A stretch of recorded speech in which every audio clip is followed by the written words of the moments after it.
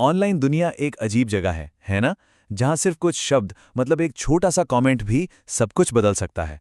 तो आज हम यही देखेंगे कि हमारे लिखे हुए शब्दों में कितनी ताकत छिपी होती है, बनाने की भी और हाँ, बिगाड़ने की भी। तो चलिए इसे एक कहानी से समझते हैं। देखिए, डिजिटल दुनिया में हमारे शब्द ना दो धारी तलवार जैसे हैं। वो किसी के आइडिया को एक झटके में तोड़ सकते हैं या फिर उसे सहारा देकर और भी मजबूत बना सकते हैं। और मजे की बात यह है कि ये दोनों ही काम एक ही कीबोर्ड से होते हैं। तो हमारी कहानी शुरू होती है एक स्कूल के कंप्यूटर लैब से। सोचिए जरा, माहौल एकदम शांत है। बस कीबोर्ड पर उंगलियों के चलने की टिक टिक की आवाज आ रही है और सारे स्टूडेंट्स अपने अपने आइडियाज स्कूल के ऑनलाइन प्लेटफॉर्म पर शेयर कर रहे हैं। और यहीं पर है रिया। वो बहुत ध्यान से एक एक शब्द सोचकर अपना आइडिया टाइप करती हैं। उसे फिर से पढ़ती है और फिर पोस्ट बटन पर क्लिक कर देती है। जैसे ही उसका आइडिया स्क्रीन पर आता है ना, उसके चेहरे पर एक हल्की सी मुस्कान फैल जाती है, एक गर्व वाली मुस्कान। तो अब रिया का आइडिया सबके सामने है। कुछ पल ही गुजरते हैं और तभी पिंग, उसकी पोस्ट के नीचे एक नया कमेंट आता है। और बस यहीं से कहानी एक बिल्कुल नया मोड़ ले लेती है। सिर्फ ये 4 शब्द, बस ये शब्द स्क्रीन पर ऐसे दिख रहे थे मानो रिया तो घूर रहे हों। अचानक से उस लैब का पूरा माहौल ही बदल गया। शब्द भले ही छोटे थे, पर उनका असर बहुत बड़ा होने वाला था। और देखिए, शब्दों का असर सिर्फ दिमाग पर नहीं होता, शरीर पर भी होता है। रिया की वो मुस्कान एकदम से गायब हो गई। उसे अपने सीने में एक अजीब सी जकड़न महसूस होने लगी और उसकी उंगलियां कीबोर्ड पर ही जैसे जम सी गईं। उसके मन में ना अब शक पैदा होने लगा। क्या मुझसे कोई गलती हो गई? क्या मुझे ये पोस्ट डिलीट कर देना चाहिए? सोचिए, जो गर्व का पल था वो अब एक गहरी उलझन में बदल चुका था। और ये सब उसे एक कमेंट की वजह से हुआ। अब पास के ही एक कंप्यूटर पे कबीर बैठा था और वो ये सब देख रहा था।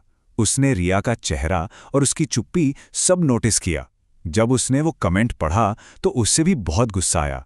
मन तो किया कि अभी के अभी एक तीखा जवाब लिखकर रिया का बचाव करे, लेकिन एंटर दबाने से ठीक पहले कबीर एक पल के लिए रुक गया। उसे अपने टीचर की एक बात याद आ गई। उन्होंने कहा था, ऑनलाइन दुनिया में कुछ भी पोस्ट करने से पहले खुद से बस एक सवाल पूछो, क्या इससे किसी की मदद होगी या किसी को चोट पहुंचेगी? तो अब कबीर के सामने 2 रास्ते थे।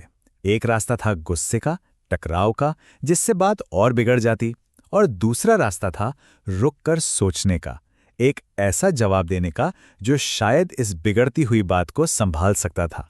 एक मुश्किल चुनाव, है ना? और कबीर ने दूसरा रास्ता चुना। मुश्किल था पर सही था।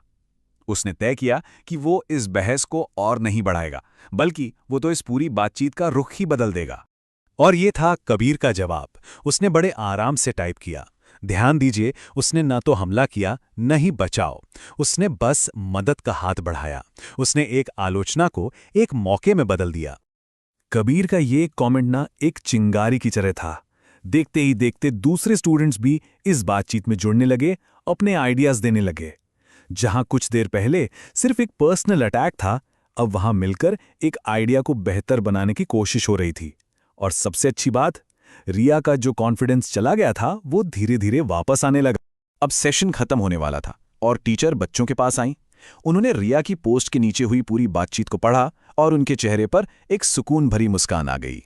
उन्होंने जो कुछ देखा उसे बस कुछ शब्दों में समेट दिया। उन्होंने कहा, हम दूसरों को नीचा दिखाकर नहीं, बल्कि आइडियाज को ऊपर उठाकर आगे बढ़ते हैं। और ये कितनी बड़ी और जरूरी बात है। डिजिटल दुनिया का मकसद एक दूसरे का सम्मान करना और सपोर्ट करना ही तो होना चाहिए। इस पूरी घटना से हम जो सीखते हैं ना, उसे हम डिजिटल सम्मान कह सकते हैं। ये सिर्फ ऑनलाइन मैनर्स या तमीज की बात नहीं है। ये असल में दूसरों की भावनाओं का सम्मान करने और बातचीत को हमेशा एक पॉजिटिव दिशा देने की एक कला है। उस दिन कबीर ने जो सीखा वो असल में हम सब के लिए एक बहुत बड़ा सबक है। मतलब ऑनलाइन दुनिया में अच्छा और जिम्मेदार होना उतना ही जरूरी है जितना कि असली दुनिया में, क्योंकि स्क्रीन के उस पार भी तो एक जीता जागता इंसान ही बैठा है। तो आखिर में बात बस इतनी सी है, हमारे पास हमेशा एक चॉइस होती है। हम अपने शब्दों से या तो कुछ तोड़ सकते हैं या फिर कुछ बना सकते हैं। तो सवाल यह है कि अगली बार जब आपकी उंगलियां कीबोर्ड पर होंगी तो आप क्या बनाना पसंद करेंगे?